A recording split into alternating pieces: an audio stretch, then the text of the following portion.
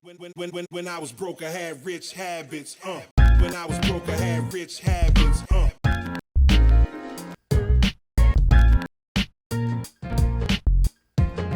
We're back. Episode 13. 14. Don't do this. 14. Yeah. Bleep this out. Episode 14. Episode 14. We're back. We're saying mixed energy here today. We're hot, we're cold. Master Keys It's crazy. podcast. You're on with Neal and Andreino. Yes. Chandler, Haliburton. Haliburton. Yeah, mixed emotion day. There's just a lot going on. To start things off, I showed up half an hour late. Yeah, we've talked about that at length. Almost in every episode. Neal's tardy. Tardy by nature. Yes. Fashionably late, I think. Tardy by nature. I didn't even mean to do that. Neal's down with OPP and he's tardy by nature. Fashionably late. It's a good... I watched something one time and he said you should always be late by a few minutes because it creates a perception that you're really busy. That sounds terrible, I think. It does sound terrible, but that's what I use to justify it in my head when I'm late to a lot of things. Gotcha. Maybe it's because I stack too many things really close together. Yeah, and I think also we are supposed to do this 15 you moved it by 15 minutes and then showed up half an hour late. So I should have moved it by 45. Yeah, you undershot. Maybe I moved it by an hour and then I showed up a few minutes early. Yeah, that'd be good. See, I'm the opposite. I show up early and it drives my wife crazy, and I think some people, they hate that. Like, like, oh yeah, come over around 7, and I'm there at 7 o'clock, and they're like, Jesus. Yeah. You're here already? Yeah. I'm prompt. If I want people at my house for 8, I tell them like 6:37 because I know they're showing up at 8. Yeah. See, I'd be there at 6:30 being like, what's going on? But I mean, it can be a little awkward, but that's good. Your clients probably love it. Yeah, I think it's, I was actually told someone's like, no, arrive exactly on time. Same thing when you're going for like listing appointments and whatnot. Like, do not arrive a minute early, but also don't be late. So it's like, okay, that gives you one window of opportunity, which is arrive right on time. It stresses me out when a client texts me, like I have a showing with them in half an hour, and they just text me like, hey, no pressure, we're just here.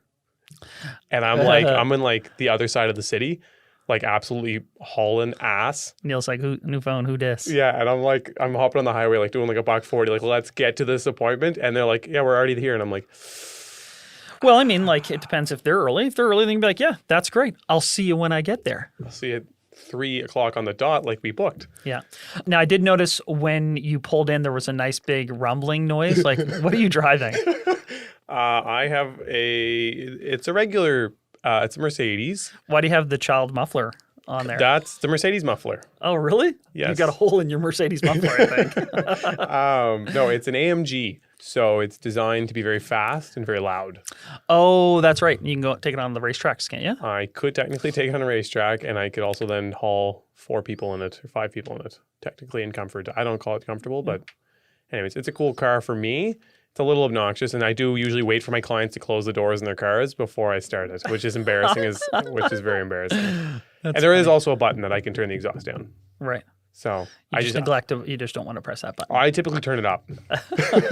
I actively turn it up, actually. Oh, man, I love it. No, we heard you coming. I wanted you to know that I was almost here. Yeah. Other than being late and having a loud car, what's going on this week? What's new with you? Not much. I don't know. Last week I hadn't closed on those ones yet that had some environmental issues and all that. Yeah.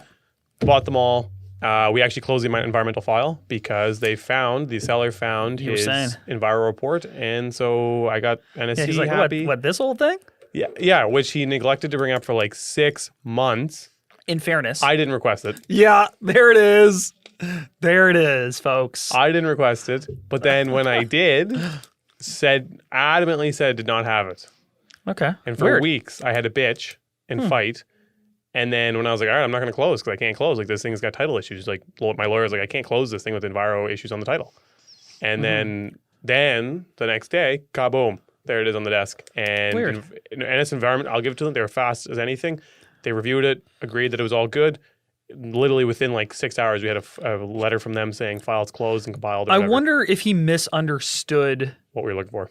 No, or misunderstood his own phase. What was it? It would have been a phase 2, presumably. Yeah, it was phase 2. Yeah, he might have misunderstood because some people like it has presence, like it is detected, but it's the fine. possible limit. He might have thought that was going to ruin your financing, regardless, and then maybe someone advised him better. I think so, yeah, because it did have some contaminants. Yeah, but it's well below today's standard. And actually, surprisingly, I found out today's standard is actually lower than it was like 10 years ago.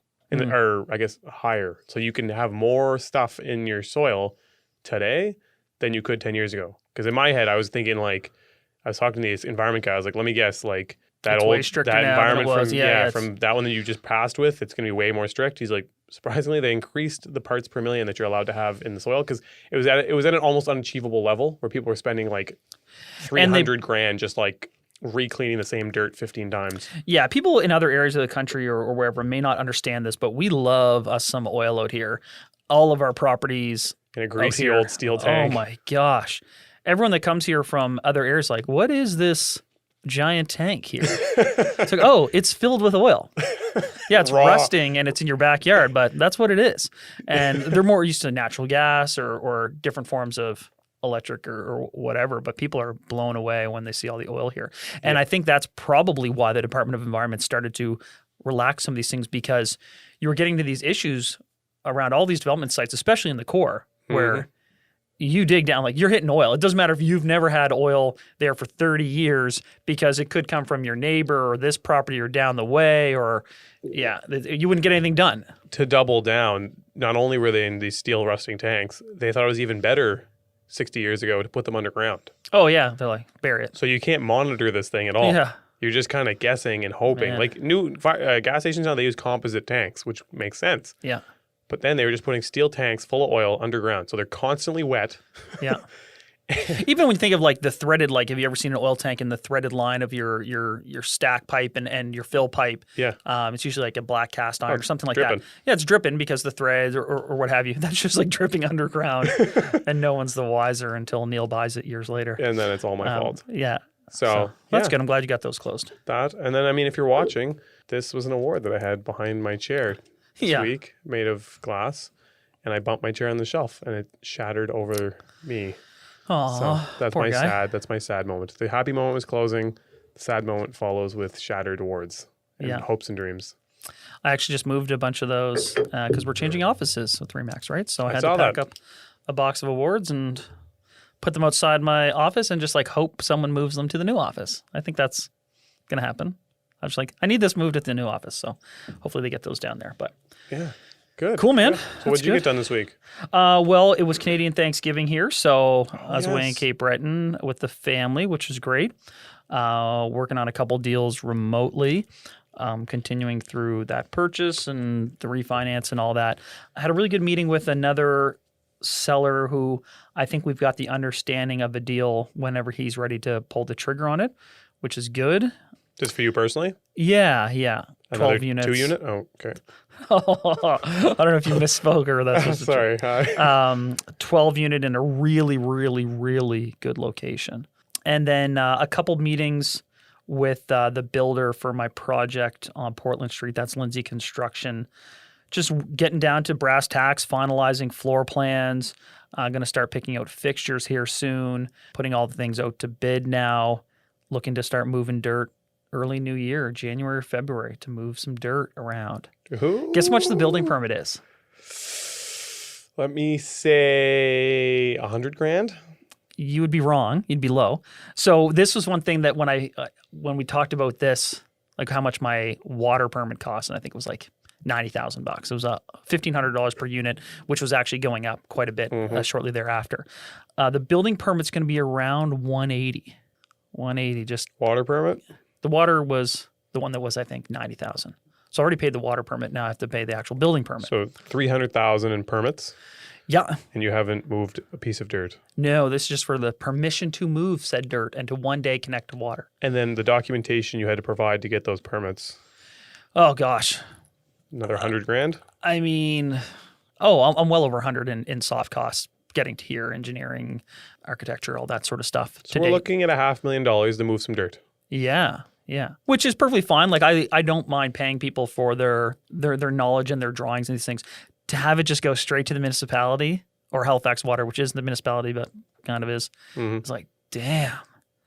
Let's better go to making some nice affordable units somewhere. You better take this money and make some affordable units because I don't want to hear about this. Actually, on that same note, I mean, I've been talking to you a bit about it for the last week, but 2 different sites for me, potentially. Yeah. 70 units on each. One is a little bit of a, I would call a bit of a marquee location, a bit of a cool location, and the other is not as cool of a location, but also a decent site. So yeah, I'm trying to analyze those and get my understanding because I don't know build costs and the values and stuff. Oh, 205. I texted you that. You said that to me, yeah. My per build square out foot. per square foot is about $205 plus HST plus land cost. Obviously, land cost is my own, and that's different sub property to property. That's to build concrete, 2 levels, or 1.5 levels of underground parking. Challenging site to some degree, so it maybe skews on the high end, and we're required to meet a lot of architectural limitations within this area. So some people out there might be like, that is absolutely ludicrous price per square foot. But if you understand kind of the nuance of the location, our requirements here, and that's Canadian dollars, that's sort of pretty reasonable. That doesn't even touch on the $500K we already mentioned earlier. Oh gosh, no, that's just to build it. Yeah, that's just count for soft costs and all that. So Yeah, okay. Well, I'm hoping to be able to come up with some numbers that there's a actually way make better sense. site than both those that came up on the market today. On public market? Yep. We'll talk about that off air. Okay. I'll talk to you after that. But we may have a conflict because I want it. So we can talk about that. Okay. Yeah. Well, so What else today, is in the news? yeah, let's talk about some of the news. There's lots of news about affordable units going all over the place and housing Yep. co-ops going crazy and stuff like that. You have most of the fill on that, so let me hear about it. Well, Habitat for Humanity, which probably everyone has heard of or a lot of people have heard of, they kind of released plans or made public or got some press for 70 units in the Spryfield area, which is awesome. It's bomb. I'm a big advocate, as people know, that the government has to run and manage these buildings and build them and so on and so forth. However, giving money to really solidly run nonprofits and co-ops and things like that can certainly provide part of the solution. And Habitat for Humanity putting 70 units out in Spryfield is going to be fantastic. Yeah. Is it on the lot that is off Drysdale there? It's kind of tucked away in the corner? I don't know. I kind of assumed it was up in that range, but man, things are blowing up around there so much that I thought they might have moved it a few blocks further out. It is nuts. Yeah, but there was already some affordable or subsidized housing built in around that area, so that would make sense. But that's from going back decades or a little bit a while ago.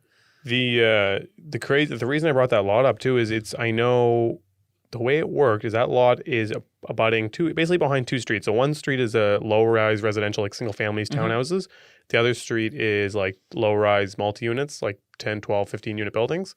And 50, 60 years ago, that land was attached to 2 of the biggest buildings on that street, which are probably about 100 units each. And the seller of those buildings sold the buildings off. Or sorry, he sold the land off. yeah. He parceled it and sold the land off, kept the buildings. And part of parceling it, he said that no one's allowed to build apartment buildings or multi-units on that land. Really? And he sold it to, I think, Habitat for Humanity. And so now they're trying to get that overturned because they have this massive parcel of land, which is actually zoned for multi-units. That's got to be the one, yeah. Yeah. And so they've been battling with that for a long time. And I don't know that it's it, but I would imagine that it is. And he must have sold off those buildings at this point. I think they've traded hands too, Yeah. which I think is crazy because now that rule still applies to the land. So there is actually, near Pleasant Street, that strip mall there. Yes. Sobeys used to be in there. Tanner, I've been trying to buy that, but I think it's out of our price range. There used to be a Sobeys there.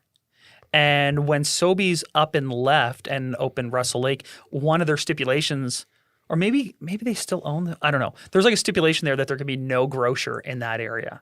So No way. That's why there's no grocery store because it needs one so badly. don't even get my community Facebook group started. Oh. Everyone is like, oh, there should be a grocery store. There wasn't a grocery. It's like, well, because there was some thing in there attached to that property that there can be no grocer there. Yeah, like let's bring up this map for a sec. There is a huge density in Southdale, Dartmouth. I also love that little nook. See that little yeah. nook that's not there? That's the Woodside Tavern, which is like a great little That's hilarious. ironic. Again, for people diner. listening, this is a full-size neighborhood. I would say how many people live in Southdale? I don't know, man. Whatever. But it's a fairly large neighborhood. It's well-developed. And right in the middle of it, on the main street, there's a large strip mall, which would have been definitely for a grocery store at one point It had in a time. grocery store. Yeah, because it has a massive parking lot.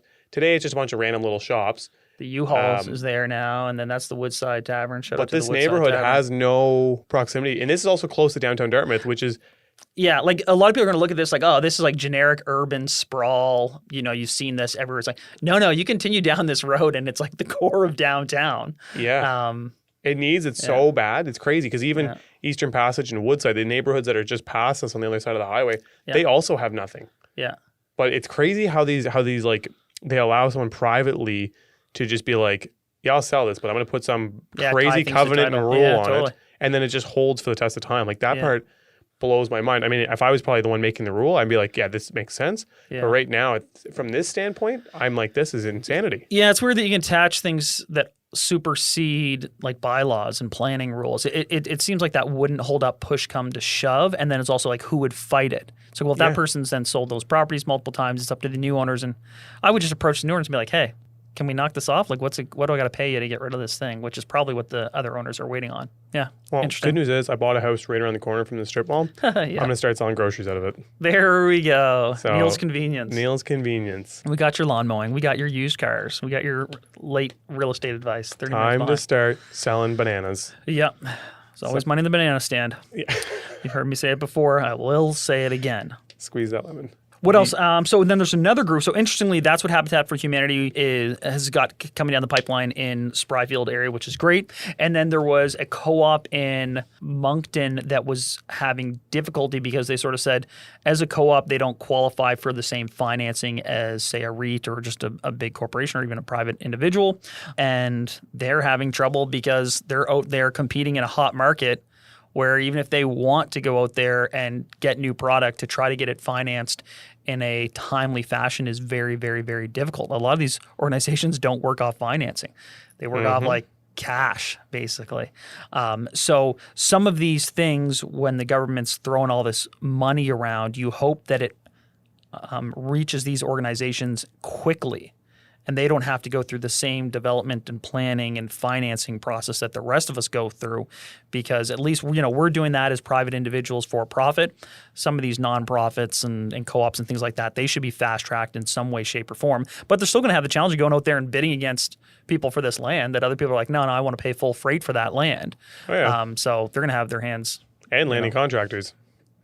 Well, yeah, that's right now. Like that's a huge battle in itself, and so it's a bidding war on that. Speaking of which, other thing in the news, jobs are up in Canada here.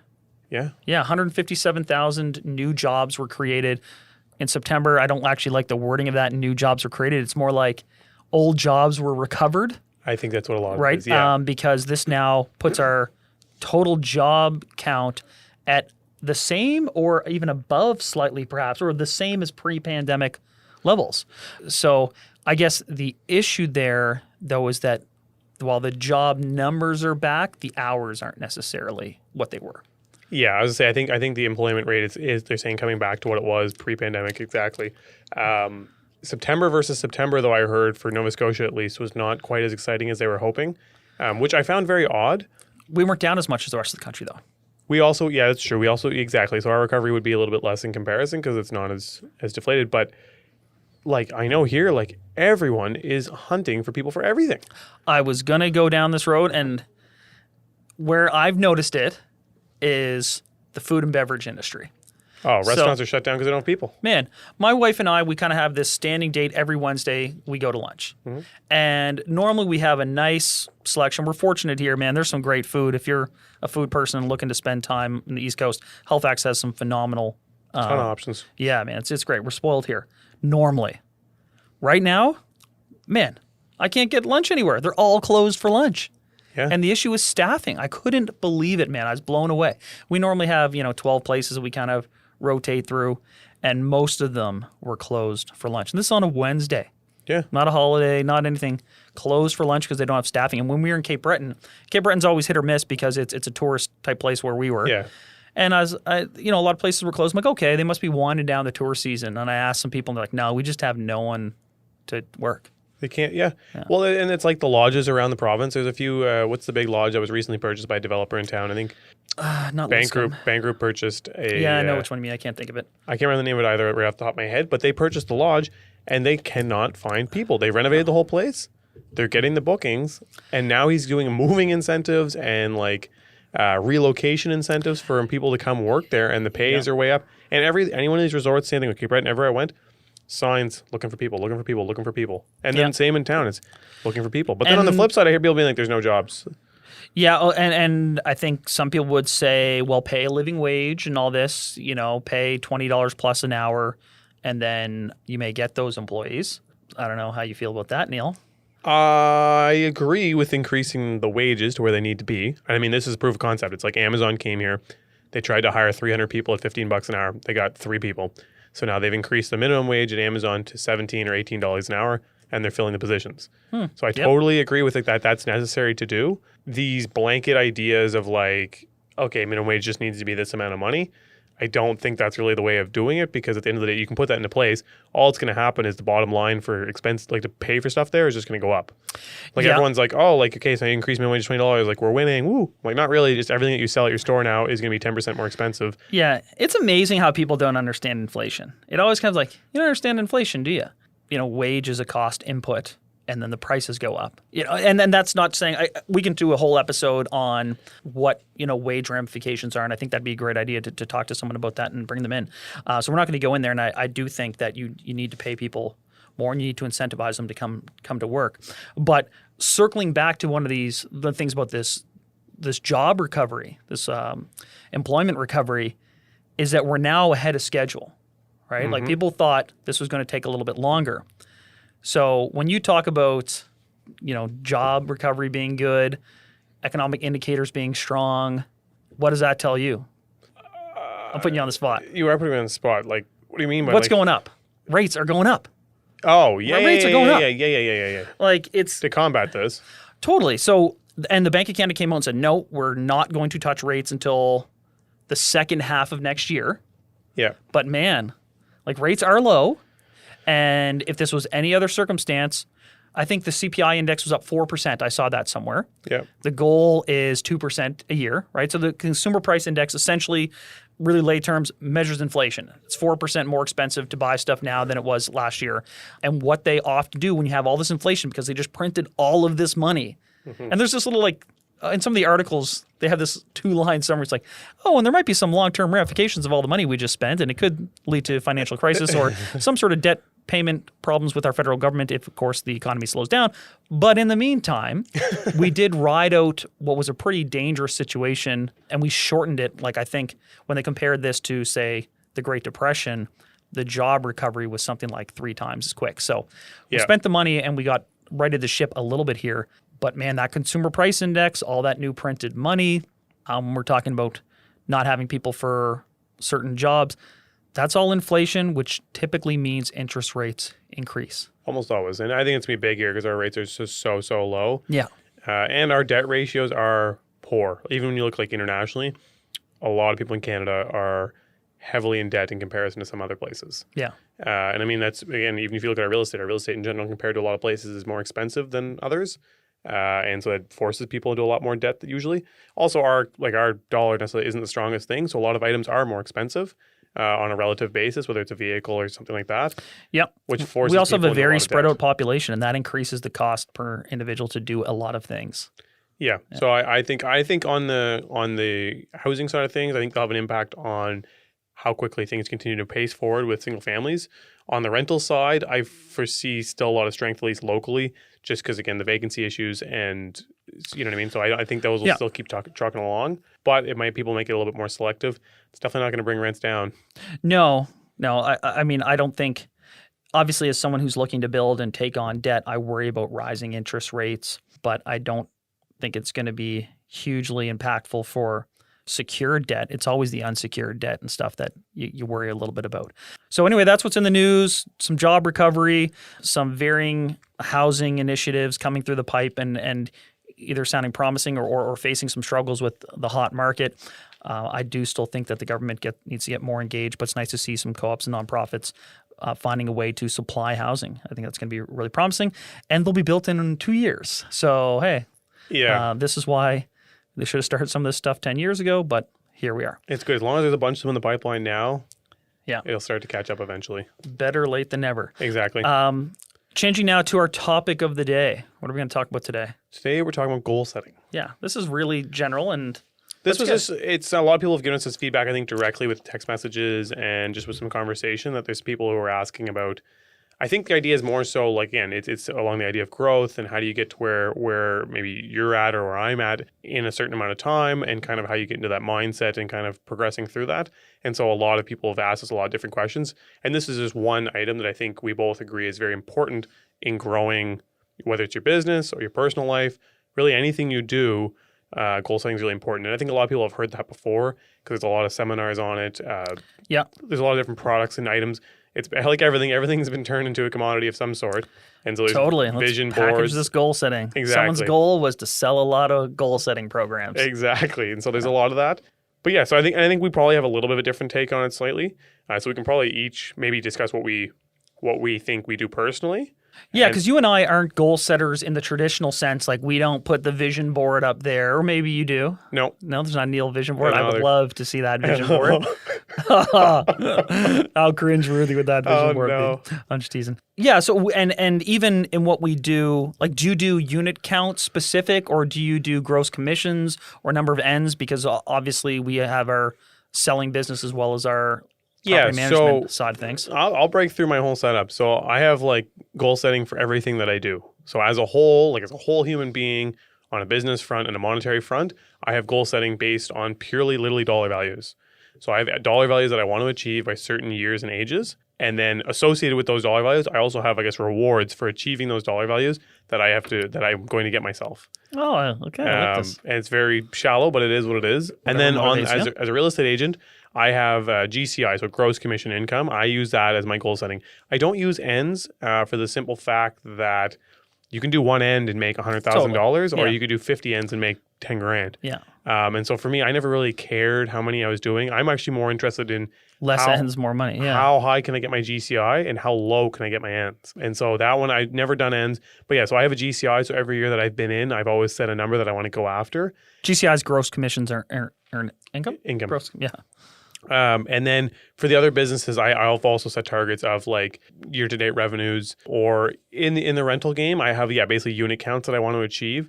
That one, again, is a very funny kind of game because it's like you could have a year where everything could go perfectly, but you never come across the right deals and you're unable to get that growth. Yep. Or I have a year like I did, let's say like this year, where I added, let's say 50 units, right? And so there's different years, like it's not so simple with that, I find, in general, but making sure that the growth is there is important for me. So how do you determine these goals, and how do you sort of put them out there? Because they say, you have to either visualize it or write it down or tell someone. These are the kind of tricks that you hear people talking about. But what do you do with these goals, and how do you even come to determine what you want them to be? So like for commission based, I don't know if it's going to be as interesting for a lot of people, but it's pretty simple. Remax has staged awards based on your income. And I effectively just took their stages and put them into place. I typically overshoot and go for like a bigger award than I probably have any opportunity of getting, but I do that with in mind so that I push myself for that. And although I might not achieve it, and I honestly a lot of time don't, I'll get a lower step award that I'm happy with. Like I'll kind of have this is formally what I'm shooting for. They call that a stretch goal? Yeah, I do a stretch goal. That's exactly, I didn't know the term, but yeah, so stretch goal just to kind of help push me, and then also to keep me fired up, because the other thing is I'm very afraid of becoming complacent. If I'm achieving all my goals, I'm like, I don't really need to change anything or improve. Regarding my own personal wealth, we'll say, my own personal objective as a person. Actually, I also have goals too for what I want to achieve on, like, I don't want to say like a happiness scale, but like on an enjoyment of expectation for travel. But how do you quantify that? So the net worth one, that was just kind of subjective to what I think is achievable. And some of it would sound insane. We may have to wait. I don't know if I want to necessarily drop numbers. Okay. But it was staged out in almost 5-year segments. Yeah. And really the first one, well, be honest, the first one was to make $1 million. And to do that, I forget what I was in my 20s. I wanted to have it achieved by, so basically it was make $1 million by 25. That was my first one. And I set that when I was probably like 18 or 19. And at that time, I had 6 years, so I was like, all right, I'll figure something out. But then by the time I was about 23, I was like, hot damn, this is a lot harder than I thought. And so, yeah. But I that was my very first real true, like, big time goal. Do you mean make that in terms of cash income or net worth? Net worth. Net worth, yeah. Net worth. I want to be able to net worth to be able to say that I have $1 million effectively. When you sold that first duplex for 30 grand more than you bought it for and split it 3 ways, you're like, oh man, we're rolling this. This is rolling slow. Yeah, rolling this stone up the hill. This is rolling start somewhere. very big stone up a hill. But honestly, it put a pressure on, and that was the kind of the turning point for me in making my decision to not operate as an engineer. And for anyone who's around me in those 2 years between 23 to 25 would agree to say, like, I was in a full-on like state. Like I went like full into this place where I was like, I have to achieve this, because I at that same time around my early 20s and late teens, I had set all these goals for my life and things that I wanted. And I had decided that I'm going to make these happen no matter what it takes. And so I was like, if I miss this first one, then the rest of them are just gone. I see what you're saying. Yeah. So I was so hell-bent that I had to get that first one in place, because if I didn't, I was going to miss all of the next targets, and I was going to lose that fire. There's nothing like a deadline. Yeah. And so that deadline kind of hit me around 23. I was like, all right, needs to be real. And I went into this full, I would say, crazy mode to make it happen. I was very fortunate it did happen. And then, as I was saying earlier, I associated basically awards or presents or gifts, rewards for doing that and achieving those things. Now, I was stupid and I didn't reward myself. Oh, okay. I thought you were stupid and you bought yourself something. No, that's great. No.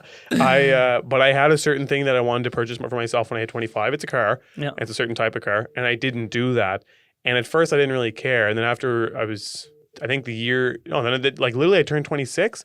And like a month later, I was like, why the hell didn't I do that? Mm-hmm. And I can't go back now and do that. If I do it now, it's still good, but I told myself when I was 25, I was going to achieve this certain goal and I was going to do that for myself. And then I didn't do it. And then I also kind of just it just kind of washed by. And so there was no excitement for achieving the goal. And so I have some regrets now on not doing it. I'm trying to make up for it now. But I've told myself when I do the things at 30 and 35 and 40, I will do those things. But again, the numbers that I came up with are, I would say, very subjective to the person. And I didn't have like a set rhythm or reason why. I just made them what I thought was strong numbers with an expectation of making a certain achievement at the end of the goal. And I think that's part of how you determine your stages. You say, what's your end goal? Mm-hmm. Right? So you got to say, okay, I want to be at this level at the end. And then you can break it into those sections and try and make it reasonable. But you want to make it at a point where there is some pressure. Like if those goals, like I said earlier, you got to make sure that they're hard enough that you really got to push for them. Because if they're not, you're not really going to enjoy it. Like if it just kind of rolls like, all right, like I make $100,000 a year, so in the next 10 years, I want to accumulate $200,000 cash in my bank account. That's a very achievable goal, which there's nothing wrong with. But if you're trying to grow and do these different things, that's not going to be great. If you're just trying to maintain your pace and be good about it, and you're not necessarily the best at saving now, that's a very great goal. But if you're trying to be like, okay, I really want to grow this to be bigger and be something, then I think you really need to be cognizant of that and then push these goals to sometimes like, okay, I make $100,000 a year, I got 10 years, I want to have $1 million in my bank. So now it's not as simple as me making this $100K because I have to spend money and live and pay taxes. I also have to find a way for this to generate extra income for me. Yeah. I think also, I mean, we sort of shoot from the hip about this stuff like we do a lot of things. So there's a lot of literature out there on goal setting that would probably articulate a lot of this better than we have. I think, though, one of the things that's often mentioned is a goal has to be, for it to be a good goal, it has to be specifically defined. Yeah. And it has to have a timeline, and there has to be a plan there, or the semblance of a plan to get to that goal. 100%. So this is why, like, you can't be like, oh, I want to be, like, what do you say when you're a little kid? Like, I want to be rich when I'm older. It's like, okay, well, what does rich mean? What does older mean? And how are you going to make it happen? Yep. So for something to be a real tangible goal, it has to be, there has to be the quantitative thing of it. This is what it is specifically. This is the timeline to do that. And then this is the workings of a plan in order to get there. And that's how you sort of flesh it out. Definitely. Yeah. I would say actually in that time frame between 19 and 23, I was obsessed with coming up with a plan. And that was the time, remember I said I read Forbes and I went through the list and saw the top 500. I literally read through the list and I wrote down every single one what they have, and I went through what was the most common. You wrote down a list that was already there for you? Well, no, but I put it... I tabulated what the most common thing was. So I had like the few items written out and I would just tab them up. Anyways, and real estate came out to be the number one. But prior to that, like I have scrapbooks, like 100 pages full of different ideas. And they were all blown out on like what it would take me for time, what kind of investment it would take, what kind of return it would make. and I was trying a ton of different things. Like I said, I was selling paint. There was the lawn thing. I don't know if I ever mentioned it, by the way. You didn't mention the selling paint thing. Okay, well, two things then. So first off, my landscaping gig. Yeah. I didn't mention this. I called it longevity. Wow. I amaze myself. Tanner just took his headphones off. Like that's a and mic the drop. podcast. The podcast is not going to go up from here. Longevity. Keeping your lawn greener longer. I don't know how I was so smart at that point in time, but also on a side note, is that still copyrighted? I don't know. I did register it as a little like sole proprietor business. I remember I was standing in a guy's yard chatting with him, and he goes, "This is a great name." It is a great name. He's like, "How did you come up with this?" And I was like, "I honestly have no clue, but I think it's hilarious. But I think it's the bomb. I thought it was the greatest name ever." That's a great name. Anyways, someone can take that now. I'm sure. No, No. We'll license it. Yeah, actually, we're licensed after this. But anyway, so there was that, and then there was a selling paint. I don't know if I talked about that. You didn't. Okay, well, I'll do a quick little recap on that. So I wanted this certain type of paint. It's called Plasti Dip. It's a vinyl-based paint that's removable. And I saw it on YouTube, and it was in the States. And the guy was going on about how great it was. It's removable? Yeah, I should show you this. It's very neat. It's a very cool product. Everyone take a look at it. Don't call me to buy it because I don't sell it anymore. But you spray it on. You can spray it on anything, and it would be that color. And then you can literally peel it off like a vinyl wrap or a piece of saran wrap, but it won't come off on its own. To the point where I sprayed my car wheels. Okay. And for years, it would never come off. Then when I went to go sell my car, I just peeled them off, and they're clean. So if you have a lease, you can bring your car back in. And so it's actually a product that was used for like coating like a pen or a hammer. It was actually an industrial product. Yeah. And then they diluted it to make it so it's more usable for different products. And this other guy, I think his name's Fonzie, he started Pro Dip or some brand in the States, and he was selling it for cars. And he was doing wheels, and then he started doing full cars and interior parts and on and on and on. Anyways, I wanted black wheels for my car. I'm in high school. I don't have $1,800 to go to a paint shop and get them painted. The car's not even worth $1,800.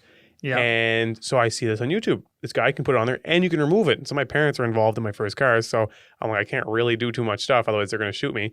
So I'm like, oh, this is amazing. And he's going on and on. It's $6 a can. I was like, this is the bomb. Go to Home Hardware, $28.99 a can. And I was like, what? I was like, I don't have $100 to paint my rims. I had $24. I went in there expecting to pay $28.99 to do my whole car, and they wanted per wheel. This is so good. So then I'm like searching online. Canadian dollars almost par at the time, like 95 cents or $1. I find the online U.S. supplier, and I'm like, making money. I'm like, can you send me these? Yeah, sure. You just gotta buy a box of it. It's 18 cans or whatever it was. Guess who starts ordering boxes full of spray cans and filling his mom's basement with spray cans? Literally my mom's basement, you'd walk in and it was a sea of cans all laid out by color. Yeah. And I was buying them for bulk, probably like $5 a can, maybe a little less, $4.75 a can. And then I was selling them for $12.50 to $15 a can here. To whom? I had one ad on Kijiji. And I'm telling you, I had a string of people coming through the house every single day, every day. And I'd sell them packages of 4 cans, which is a joke at the time. Even my parents kind of make jokes about it. And like, how much you making? I'm like, $6 a can, 4 cans, I make $25. And everyone thought it was hilarious. And I'm like, it's a good margin. I'm 17 years old and or 18 years old, going to work at wherever for $10 an hour. That's 2.5 hours of my time. Yeah. And I'm sitting here. I didn't do anything. I responded to a message on Kijiji. He showed up at the door. I handed it to him. And were they all just spray painting their own car wheels? Everyone was spray painting their own car wheels. And then I started selling kits to do full cars. I sold one to do a kit to do a full RV, like a massive 50-foot. And then people would peel it off later? Yeah. There's big giant sprayers, and they'd spray their thing, and then they'd peel it off later. And so I sold thousands and thousands and thousands of cans at my mom's basement. And I should have gone to the point of making a website and selling Canada-wide. Yeah. But I never did because it was never a fan favorite for the family to have 800 pressurized vinyl-based paint cans in the basement. There was a little bit of a smell there every time you open a can. But that's where it really all started. And then it transitioned into car parts and selling cars. But I mean, this is such a digression. We're gonna run out of time in this episode. Massive digression. We've already scored my time. But anyways, did you have a great name for that one? I didn't want to ask because we can't top longevity. No, it wasn't. That one was just literally Kijiji. But long story short, these are all of the random things that I tried in my pursuit of basically $1 million by 25. And so there was no set path. I think a lot of people I talk to when I talk to them about this stuff is like, well, I don't have an idea. And I'm like, I don't think it's as simple as like you get this idea and you do it. Even like these people who do softwares and apps and startups and all these different things. And like, oh, like that was such a good idea. I'm like, ask him how many ideas he had before that sucked. And so I had a lot of ideas that sucked. Like that paint can one's great, but to make $1 million, I had to sell millions of cans of paint. So literally everyone 200,000 cans of paint. Well, minus my expenses to do that, like on top of that, right? So like the overhead, even though I'm making the margin, but so I would have had to sell literally everyone in Canada, like everyone would have had black wheels in the city. But which is not possible. So there's just like a lot of things that you realize as you go on. But I learned a lot from that business and kind of handling those things and dealing with the customers and also what potential there was. And so that's why I'm always like, there's nothing too small. Everyone I talk to, like, I'm like what should I start with? I'm like, go buy a piece of furniture off Kijiji and refinish it and resell it. Like there's tables on there for $20. You buy the paint for $20, you paint it up. I bet you put it on for $150, it'll sell. You made $100. I mean, I mentioned this before. A lot of the smartest guys I know and who have been very successful at other things started off with effectively flipping cars and car parts. Yeah. And it's interesting how that evolves into other entrepreneurial things. Getting back a little bit to the goal setting, I think why it's really important to have, there's the goal and then there's the timeline, and those both have to be specific. And then there's sort of the strategy. And I sort of have all my goal stuff a little bit more fluid. It's just generally been really big picture where I want to end up, and I should probably rein it in a little bit. But one of the things I found really interesting, because I've been looking at revisiting some of my daily habits and my goals and all that currently, and usually my first thing when I'm interested in something, I go and I just read a bunch of stuff. Read like, okay, what are people doing? Because no matter what your great plan is, someone else has done it before, thought about it in terms of shortcutting some solutions. I'm like, okay, why do people act the way they do? And then how can you change that? And so I've been looking a lot at habits and how habits relate to goals.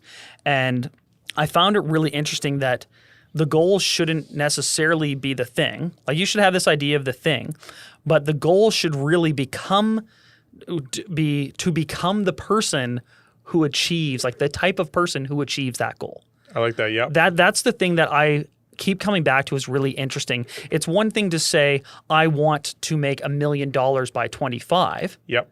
If you have no idea, then the first thing you need to do is, I want to become the type of person who makes $1 million by 25. Yes. And that key difference there sets it in motion of sort of, it's the catalyst of the idea versus the motion towards the activity, the becoming. Yep. And more often than not, not to sound cliche, it's like, well, if you fall short of the goal, you're still becoming the type of person who sets goals and aims towards achieving them.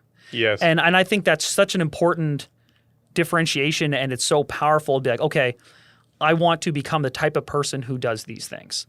And when that sort of relates to building better habits, because I've been, again, trying to look at some things and building better habits, one challenge I realized about myself, and I probably said it on here because I say it all the time, I'm like a go big or go home type guy. Yeah. Right? If I'm in something, I'm all the way in. The problem with that mindset is if I'm out of something, I tend to be all the way out. And if you build it up to like, okay, I'm gonna turn this corner, I'm gonna become this type of person, I'm gonna go 150%, blah, blah, blah, blah, blah. Sometimes you will build it up to be such a gigantic thing that you delay the starting. And I used to be that way. I'm like, okay, if even with some people say, all right, I'm going to go back to the gym, I'm going to eat healthy, I'm going to go 7 days a week, hour and a half, and maybe extra cardio at night, and they build it up to be this huge thing, and then what do? They never start. Yeah. And so one of the things daunting. Yeah, you build it up to be so big, and you can imagine people pining away and being like, oh my God, like, I just need my idea.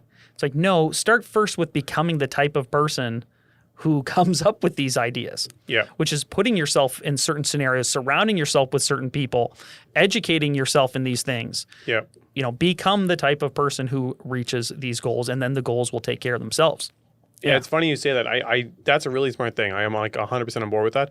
I never even realized that, I think, in myself, but I think that's part of what had to be done. Like, I think in reading all that stuff and doing those different things, I think that's part of becoming that person. Yeah. And I think that's what I was trying to say, but you obviously said it much better. But I think it's subscribing to your goals, subscribing to the lifestyle, and making the transition. And also, yeah, like you said, don't overshoot I'm all about overshooting, but don't overshoot necessarily in a short term, and don't try and make the transition overnight. Like you just said, I know so many people that's the gym one is such a common one. Like, all right, I'm on a diet. I'm never eating tasty food again. And I'm like, you're going to do that for 2 weeks and hate yourself. Like, Totally.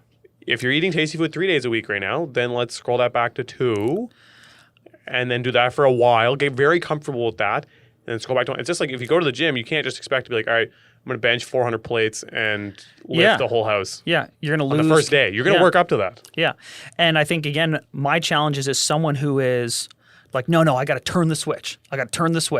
Is that you make it to be this big thing instead of putting in the little bits of process of which, I certainly tell other people to do that. And I talked about this once with my son in skateboarding where I was running this micro experiment on him. Like, what if you did something a little bit every day? How much better you can get.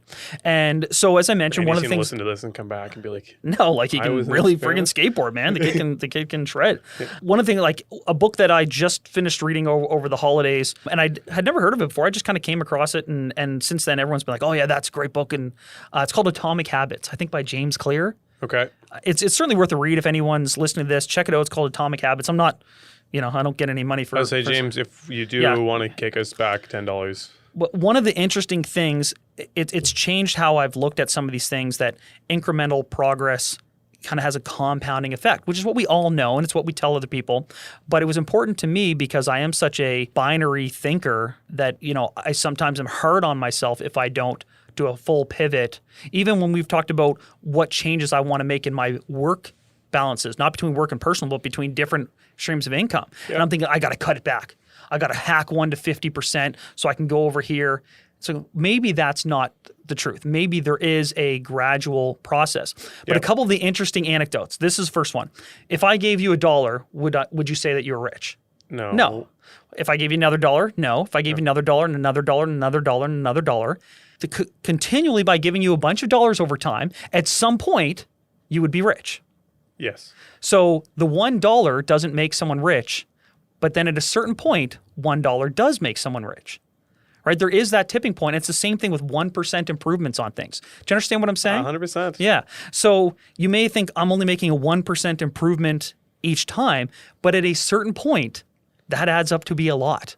And I found that a really interesting little analogy of like $1 doesn't make you rich, but at some point $1 does make you rich. Yeah. And then I saw something else. I can't remember where I saw this. This interesting thing about some cold-blooded animals, but a frog, if you put a frog in a cold pot of water and slowly turned it up, they will boil to death and they will never notice a difference in temperature. Right? And this is like this small incremental change thing. I'm getting kind of abstract here a little bit, but these are these interesting things about incremental changes for someone like myself who always thought it had to be make or break. It had to be, all or nothing, go big or go home, that these small little changes become, as he words it, and then this, I'm paraphrasing this author, that every decision or every action you make is a vote for the type of person you want to become. Yeah. Which I think that really resonated for me on we are a sum of these micro decisions and these micro improvements that we can make. And when you look at that about daily habits and goal settings, everything that you accomplish or everything you decide to do or not do is a vote for the type of person you want to become. So think of young Neal taking these little steps. You were effectively voting for yourself to be today's version of you. If you look at it back. So I just found that super, super interesting. Yeah, no, same. I'm just really, I'm like, if I put my hand in a pot of water and then I slowly turn it, I'm going to try this tonight. It's for a frog. It's a frog that happened. Did you miss the part of where I said it's a frog and cold-blooded animals? Yeah, don't do it to yourself. You'll notice it. Okay. But a frog would just boil to death in there without noticing the change. So this is also like that's the negative consequence of not doing something, not starting. The same process happens on the reverse. Yeah, man. 100%. If you continuously make those decisions that aren't necessarily beneficial for you, eventually they start to compound. And I think actually I can agree. I've done that as well. Like sometimes I'm like, whatever, what's another day or what's another this, and then it starts to reverse, have that impact. But I think what you're saying is 100% true. I think it's getting the feeling of reward along the way that makes it really tough. Because in those first 1% days and those first $1 days, you're like, man, I did what I was supposed to do. I made the right decision. I've been doing this now for 2 months or 3 months, but I still am not rich or I'm still not shredded out of my mind. Yeah. And you don't feel that's where I find a lot. That's the big hurdle. I find that there's it's hard to get past. You need a reward mechanism of some type for sure. You have to find a reward mechanism of some type. Like actually, I'll say mine for working out. This was a big one that helped me because I used to be fine about when I was a little bit younger. I had the time and the energy to kind of go. And as times have gone on, I'm starting to lose that excitement for it. But now my reward mechanism, as lame as it sounds, I switched my protein powder. I used to drink plain protein powder, which is a little psychotic to begin with, but I switched to chocolate flavor. And so Treat yourself. Exactly. So now when I'm like, I want something chocolatey and sweet, I go to the gym and it's already in my head. Like when I'm at the gym, I'm just pumping out and I'm like, okay, I got these 6 exercises left. If I can slam these out, I'm going to get home and I get to have my chocolate protein. I got myself a little chocolate. I got myself a little chocolate. So that's all I'm waiting for. The whole time I'm at the gym, that's all I'm thinking about. Like, I don't care about anything. I just want my banana chocolate protein And shake. here's the funny thing. You want to know what you're doing there is like reward associating habits, right? Like everyone knows like, we'll have these examples. When I do this, I do that afterwards. Yeah. Like, and so some people, if you're heading down one track, it's like, when I sit down and watch TV, I get my chips. And so you've trained your brain to these things, whether you know it or not. It's like, what's it, Pavlov's dog or whatever, the one that hears a voice and then starts to salivate. Yeah. Like this is what you train your brain to do. So what you're doing is retraining your brain to associate a finished workout that may have had negative associations to a positive association. As silly as that little, reward is, it does matter. And the other thing I think is just reminding yourself in those moments where you don't have a tangible success because you set this goal of like, no, but everything I've done here has been a vote for me to become the person that I want to be, right? In that same note, I want to say you got to follow that rule though, because if I start making myself chocolate protein shakes without going to the gym, then we got a problem. If I realize, but you won't because you set up the like habit stacking. This is true, but it's easy to undercut those things. So it's really important that you kind of take the willpower. And again, at first, you don't have to go 100%. Like, right, you go a small bit, and you might do them at both times, but slowly you got to just keep in mind in the back of your head, like, okay, I'm working towards this. So trying to, let's say, wean off the chocolate protein when you're not going to the gym and isolating it for purely when you do go to the gym. I'm using it as an example. Okay. Wait till Neal tries chocolate milk. It's going to blow his mind. They make it They make it like that? without that nasty chalky flavor in the back. Gosh. So good. But yes, I 100% agree. So I like how you've said it, and that is important because I probably like even this one thing I made that as a big item, but there was a lot of little steps along the way that I would say I set up as certain target goals. Again, my biggest personal thing that I think I screwed up in doing it was not rewarding myself for what I did because it led to being. There was definitely a time there in burnout, man. Yeah, burnout and just like a kind of like, why am I doing this? Like, why the frig am I doing this? I don't feel any happier. I'm not achieved anything better. Like, nothing has changed. Like, it was the stupidest thing. I was literally standing there at my house and I was like, this is brutal. And I think like there's some people who are that like find your why, right? And if you ask the question why 5 times over at every level, like why do I want to do this? Why do I want to do that? You'll see how many whys it takes to get through actually like the crux of what you're doing. And that can be gratifying. It's worth checking in on that. Do you find yourself more motivated by rewards or more motivated by the threat of the opposite? Failure, punishment, whatever you want to call it. Carrot or stick, basically. Are you a carrot or a stick person? Because most people, would you believe, are stick people. Really? Yeah. The fear of not? The fear of a negative consequence motivates them much more than the potential of a positive outcome. Okay. I would say, I feel like a lot of people have a fear. Okay. I feel like a lot of people are held back by the fact that they have a fear of a negative outcome. Like they're not willing to necessarily take some risks and make the change. Well, so remember, which I guess is kind of the same thing to what you're saying. Remember we talked about how a lot of people who are raised in Western middle class, which is a disappearing thing, they're paralyzed by this ultimate fear of not wanting to fall out of the middle class. Yeah. Right. And so what they do is actually replicate their life and try to preserve their life without running the risk of, trying for something more. Right. They're actually, the fear is what kind of keeps them where they are. Right. So they're motivated by fear to stay low, as opposed to, you'd think, being motivated by the potential, the carrot of, oh my gosh, what if I climb and make more money and grow wealth and take these risks. And they're actually more motivated by the fear. I'll put it to you this way, and then this is how I know this is true, other than the fact that most people don't take risks, right? People are motivated to stay where they are because the fear motivates them to stay there as opposed to the potential carrot. Have you ever been in a situation where, say you really didn't want to go to the gym, Yeah. right? And someone said, listen, Neal, but if you go to the gym, I'll give you $100. Okay. You'd probably still be like, right? Yeah. But if you didn't go to the gym and had to pay me $100, I'd be there. you'd be there. It's the same $100. It's the same net $100. People are always more motivated by something being taken away than being something given. And people, maybe that's not a good example. Imagine if someone had to do something every day for 14 days, and at the end of the day, end of the 2 weeks, you told them you were going to give them $500. A lot of them would not do it. Yeah. But if you told those same people that at the end of the 2 weeks they had to give away $500, they would actually be more motivated by that. It's just kind of an interesting little thing. That is, yeah. But With all that being said, I think I am a stick person because I think the proof was when I got to my goal and at 25 and all that, I didn't buy myself the carrot. most people are stick motivated. I think I might be stick motivated, but everyone is. But that makes it all the more important to also give yourself the carrot because you're already doing the stick motivated stuff. You're doing that, but like imagine if you have both the stick and the carrot there. Be it the fear of failure and the joys of success, man. Like give yourself both. Yeah, if you have one automatically, that's human nature. I think the culture. I don't know if it's Canadian. Tanner just stepped on a bunch of pile of glass of my award that broke that I still haven't cleaned up. Broken glass everywhere. Everywhere. I think the other touchy thing with the carrot concept, though, is it is good to reward yourself. But I think the reason people are sometimes hesitant to do so is it's not like celebrated quite as much. I always say this, in the States, they celebrate your success. In Canada, they're not as keen to do so, which should be interesting because we have predominantly Canadian people that listen. So I'll be curious to hear what they have to say. But also here in the Atlantic Canada, we don't like people getting a little too flashy. Exactly. And so I think that has an impact on people's desire to want to reward themselves. Like it's an awkward thing to reward yourself. Like even if nobody knows where you're from. So even you started with zero, you got nothing, everything's going poorly for you.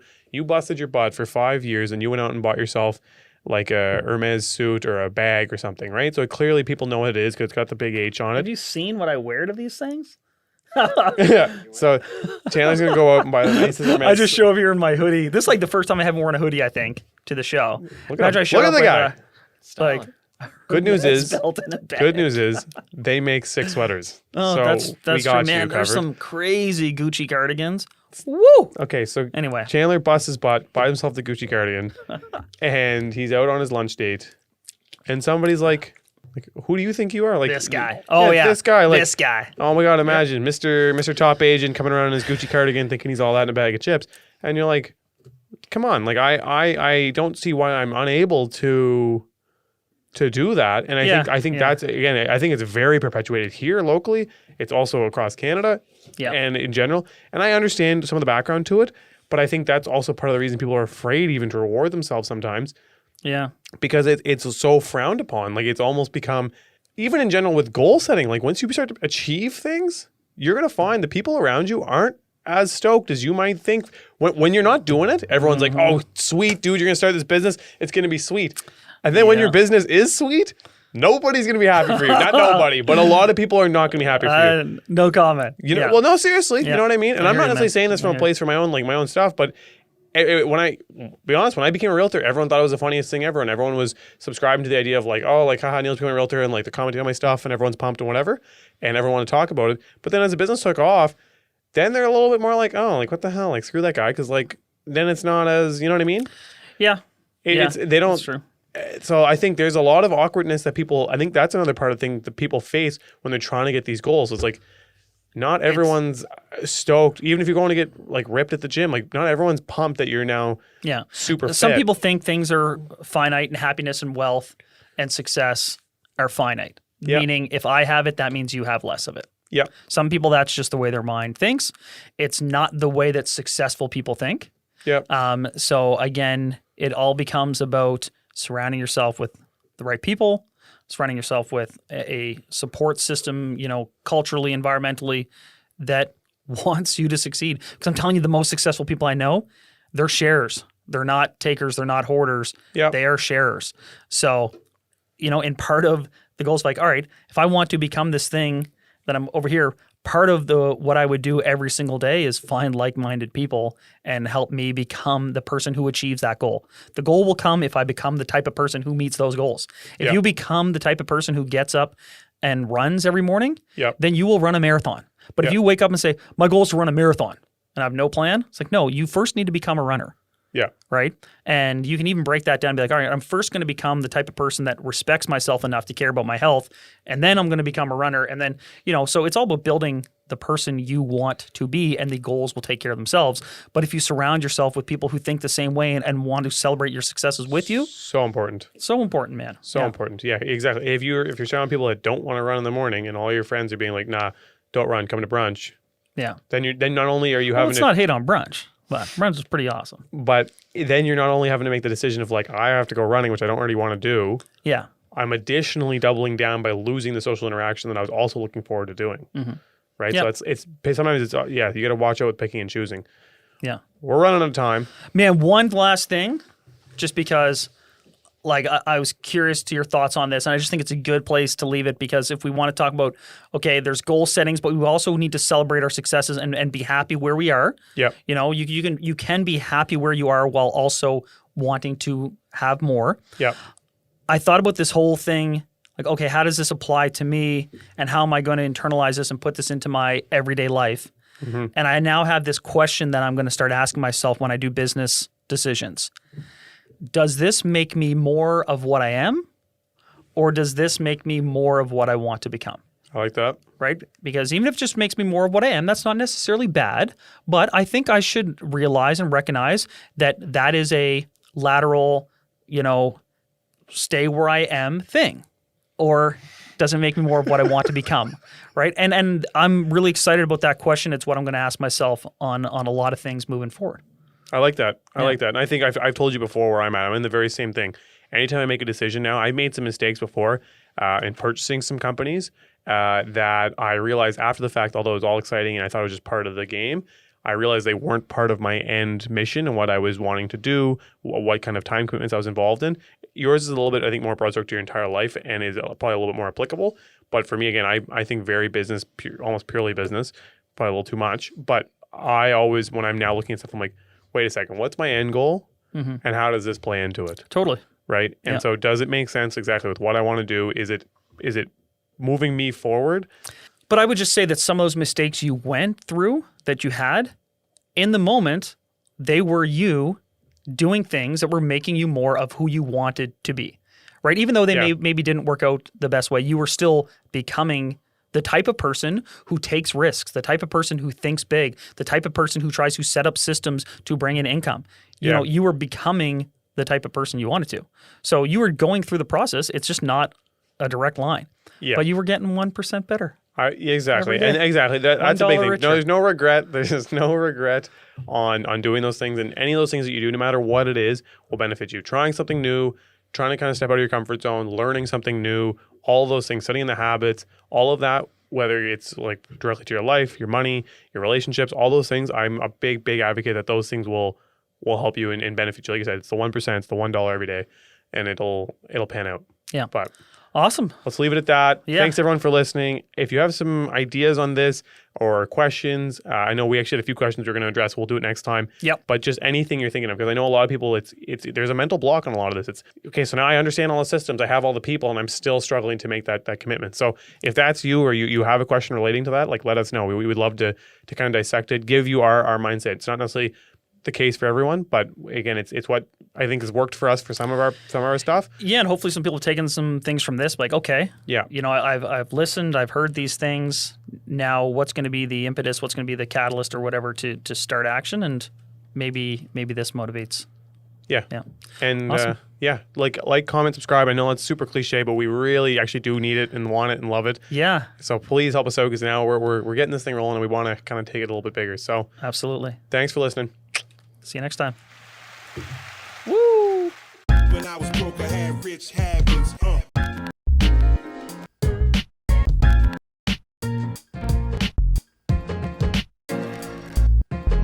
When I was broke, I had rich habits.